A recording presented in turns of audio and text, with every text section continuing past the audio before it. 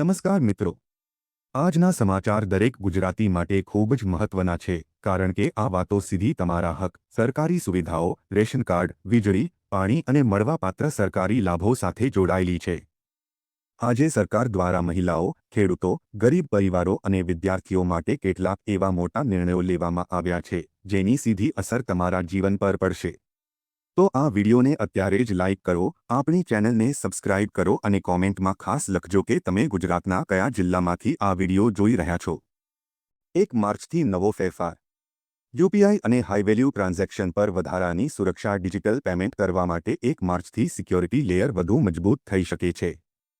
હકીકતમાં બેંક મોટી રકમના ટ્રાન્ઝેક્શન માટે વધારાનું વેરિફિકેશન લાગુ કરવાની તૈયારીમાં છે।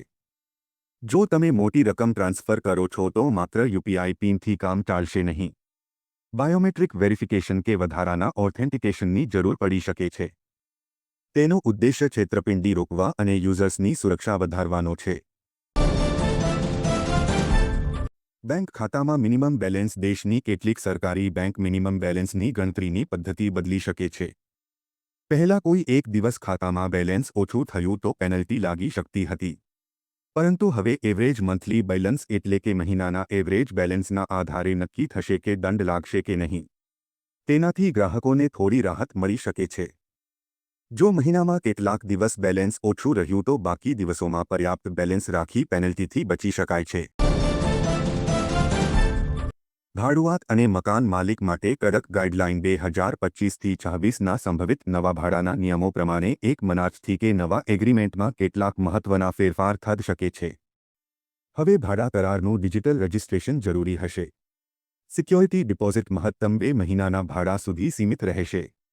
આ સાથે મકાન માલિક 24 કલાક પહેલા સૂચના આપ્યા વગર ઘરમાં પ્રવેશ કરી શકશે નહીં, જેથી વિવાદ ન થાય। ટોલ નિયમોમાં મોટો ફેરફાર। National highway authority of India દેશના ટોલ પ્લાઝાને સંપૂર્ણ ડિજિટલ બનાવવા જઈ રહી છે। 1 એપ્રિલ 2026થી દેશના તમામ નેશનલ હાઈવે પર કેશ ટ્રાન્ઝેક્શન સંપૂર્ણપણે બંધ કરી દેવામાં આવશે। હવે મુસાફરોએ ટોલ ચૂકવવા માટે માત્ર ફાસ્ટેગ અથવા યુપીઆઈ જેવા ડિજિટલ માધ્યમોનો જ ઉપયોગ કરવો પડશે। એનએચએઆઈના જણાવ્યા અનુસાર આ નવો નિયમ દેશના 1150થી વધુ ટોલ પ્લાઝા અને એક્સપ્રેસ વે પર લાગુ કરવામાં આવશે।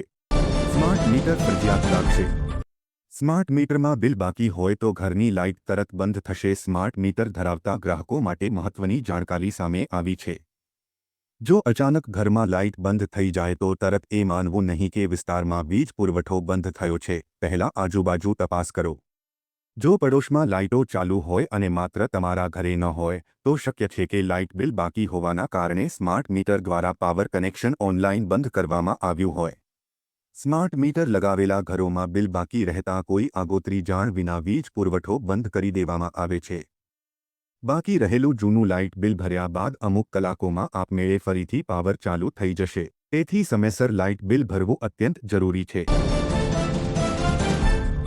સરકારનો મોટો નિર્ણય। 1 એપ્રિલથી કેન્દ્ર સરકારે નિર્દેશ આપ્યો છે કે બધા રાજ્યો અને કેન્દ્રશાસિત પ્રદેશો હવે 20% સુધી ઇથેનોલ-વાળું પેટ્રોલ વેચશે। આ નિર્ણય પેટ્રોલિયમ અને કુદરતી ગેસ મંત્રાલયના એક સૂચના દ્વારા લાગુ કરવામાં આવ્યો હતો। સરકારનું કહેવું છે કે આ પગલાંથી માત્ર આયાતી ક્રૂડ ઓઇલ પરની નિર્ભરતા ઓછી થશે નહીં પરંતુ ખેડૂતોની આવક વધારવામાં અને પર્યાવરણનું રક્ષણ કરવામાં પણ મદદ મળશે। 1 એપ્રિલથી નિયમ લાગુ થશે। પ્રાકૃતિક ખેતીને વેગ। પ્રાકૃતિક ખેતીને વેગ। મુખ્યમંત્રી ભૂપેન્દ્ર પટેલ દ્વારા 33 જિલ્લાના 35,829 ખેડૂતોને ₹6.97 કરોડની ડીબીટી સહાય। ગુજરાતમાં પ્રાકૃતિક ખેતીનો વ્યાપ વધારવા માટે રાજ્ય સરકાર સતત પ્રયત્નો કરી રહી છે। મુખ્યમંત્રી ભૂપેન્દ્ર પટેલે national mission on natural farming હેઠળ રાજ્યના 33 જિલ્લાના ખેડૂતોને પ્રોત્સાહક સહાયનું વિતરણ કર્યું છે। ગાંધીનગરમાં આયોજિત એક કાર્યક્રમમાં મુખ્યમંત્રીએ સિંગલ ક્લિક દ્વારા કુલ ₹6.97 કરોડ સીધા ખેડૂતોના બેંક ખાતામાં જમા કરાવ્યા હતા। આ યોજના હેઠળ ખેડૂતોને 1 એકર દીઠ ₹2,000ની સહાય આપવામાં આવી છે। સિમ કાર્ડ મોટી ચેતવણી।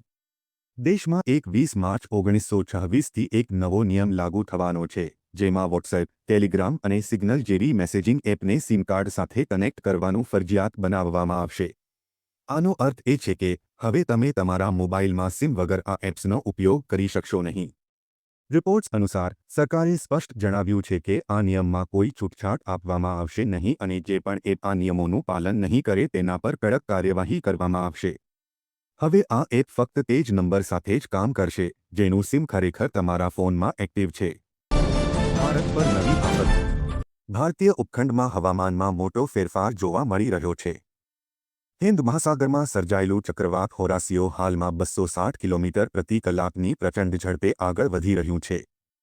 આ વાવાઝોડાની અસરને કારણે હવામાન વિભાગે દક્ષિણ ભારતના 3 રાજ્યોમાં એલર્ટ જાહેર કર્યું છે. આ વાવાઝોડું ભારતીય તટ પર લેન્ડફોલ કરે તેવી શક્યતા ઓછી છે, પરંતુ તેની અસરને પગલે હવામાન વિભાગે સાવચેતીના ભાગરૂપે એલર્ટ જાહેર કર્યું છે. આવકનો દાખલો કઢાવવો હવે સરળ. આવકના પ્રમાણપત્ર મેળવવાની પ્રક્રિયામાં મોટા સુધારો કરાયો છે. હવે અરજદારોએ સેલ્ફ ડિક્લેરેશન આપવાનું રહેશે, જેના આધારે ઝડપી પ્રક્રિયા હાથ ધરાશે. નવા પ્રમાણપત્રો QR કોડ અને ડિજિટલ હસ્તાક્ષર સાથે ઉપલબ્ધ થશે, જેથી તેની સચ્ચાઈ ચકાસવી સરળ બનશે. સરકારની આ SSO સિસ્ટમથી ગેરરીતિઓ અટકશે અને લાભાર્થીઓને કચેરીઓના ધક્કા ખાવા નહીં પડે. ખોટી માહિતી આપનાર સામે કાર્યવાહીની પણ જોગવાઈ કરવામાં આવી છે. 1 માર્ચથી રેલવે ફેરફાર. UTS એપ બંધ થઈ જશે, હવે રેલવન સુપર એપ લાગુ થશે. સૌથી મોટો ફેરફાર અનરિઝર્વ્ડ, જનરલ અને પ્લેટફોર્મ ટિકિટનો છે. 1 માર્ચથી જૂની UTS ઓન મોબાઈલ એપ સંપૂર્ણપણે બંધ થઈ જશે. હવે જનરલ ટિકિટ, પ્લેટફોર્મ ટિકિટ અને માસિક સિઝન ટિકિટ માટે તમારે રેલવન એપનો ઉપયોગ કરવાની જરૂર પડશે. આ સુપર એપ તમને ફક્ત જનરલ ટિકિટ બુક કરવાની જ નહીં, પણ રિઝર્વેશન, લાઇવ ટ્રેન સ્ટેટસ અને લોકેશન જેવી સુવિધાઓ પણ એક જ જગ્યાએ પ્રદાન કરશે. રેલવે ટિકિટ નવો ફેરફાર. ટિકિટ બુકિંગ માટે આધાર કાર્ડ ફરજિયાત. રેલવે ટિકિટના કાળાબજારને રોકવા માટે નિયમો વધુ કડક બનાવવામાં આવ્યા છે. હવે IRCTC અથવા રેલવન એપ દ્વારા ટિકિટ બુક કરવા માટે આધાર વેરિફિકેશન ફરજિયાત રહેશે. વધુમાં બુકિંગના પ્રથમ 30 મિનિટની અંદર એજન્ટો દ્વારા ટિકિટ બુકિંગ પર પ્રતિબંધ રહેશે.